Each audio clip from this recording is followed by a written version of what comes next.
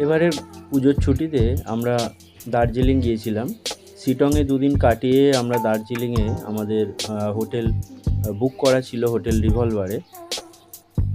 রিভলভারের রুমগুলো কিন্তু খুব পরিষ্কার পরিচ্ছন্ন এবং সার্ভিস খুবই ভালো।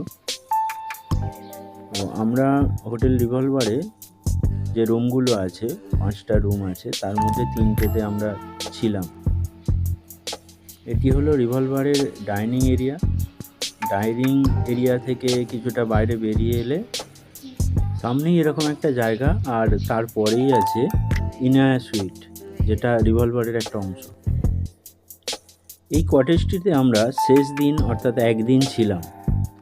এই কটেজটি কিন্তু ইংরেজ আমলে তৈরি এবং খুব সুন্দর করে সাজানো গোছানো। ইংরেজ আমলে তৈরি হলেও পরে এটিকে রিনোভেট করা হয়েছে এবং সুন্দর করে তৈরি করে দেওয়া হয়েছে পর্যটকদের উদ্দেশ্যে। কটেজটির ভিতরে প্রবেশ করলেই একটা বিশাল কমন স্পেস আমরা দেখতে পাবো, যেখানে ফায়ার প্লেস আছে, পিয়ানো আছে, একটা টিভি আছে। তো এটা যতই পুরানো হোক, কিন্তু রিনোভেট করার পর জায়গাটা কিন্তু খুব সুন্দর করে গড়ে তোলা হয়েছে।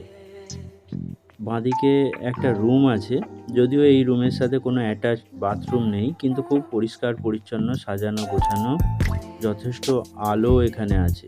তারপরে কমন স্পেস ছাড়িয়ে গিয়ে ডান দিকে আর একটা রুম আছে, যে রুমটিও খুব পরিষ্কার পরিচ্ছন্ন, সাজানো গোছানো রয়েছে। পড়ার টেবিল রয়েছে, আলোর ব্যবস্থা আছে, এবং এই রুমটিতে কিন্তু একটা অ্যাটাচ বাথরুম রয়েছে।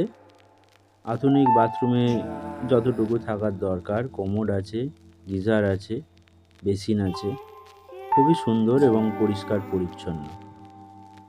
এই যে রুমটি আছে, সেই রুমটি থেকে বাইরে বেরিয়ে এলে ডান দিকে একটি কিচেন এরিয়া আছে। সেই কিচেন এরিয়াতে ওয়াটার পিউরিফাই আছে, ফ্লাক্স আছে, এবং চা তৈরি করার বিভিন্ন সরঞ্জামও এখানে রয়েছে, যেগুলো আমরা চা তৈরি করার ক্ষেত্রে কাজে লাগবে। চেয়ার আছে, টেবিল আছে। তার পাশেই আছে একটি কমন বাথরুম, অর্থাৎ দ্বিতীয় বাথরুম এই কটেজের। খুব পরিষ্কার পরিচ্ছন্ন, খুব সুন্দর। এটি হলো এই কটেজের একটি রুম। এটি মাঝের যে স্পেসটা আছে, কমন স্পেস, যেখানে বসে আমরা আড্ডা দিতে পারি, টিভি দেখতে পারি, খুবই সুন্দর এবং বড়। এটি দ্বিতীয় রুম, যার সাথে অ্যাটাচ বাথরুম রয়েছে। এটি কিচেন এরিয়া, এবং এই কটেজের থেকে ভ্যালি ভিউ কিছুটা পাওয়া যাবে, কিন্তু কাঞ্চনজঙ্ঘার ভিউ, সুন্দর ভিউ দেখতে গেলে রিভলভারের সামনে একটি ভিউ পয়েন্ট আছে, সেখানে আমাদেরকে চলে যেতে হবে। আমরা দার্জিলিংয়ে যে 3 দিন ছিলাম, 3 দিনই কাঞ্চনজঙ্ঘার এই রকম রূপ আমরা দেখতে পেয়েছি, খুব সুন্দর। তো রিভলভারে হয়তো অনেকেই থেকেছেন, কিন্তু এই ইনায়া সুইটটা কিন্তু নতুন করে যারা পর্যটক তাদের জন্য খুলে দেওয়া হয়েছে, খুবই সুন্দর।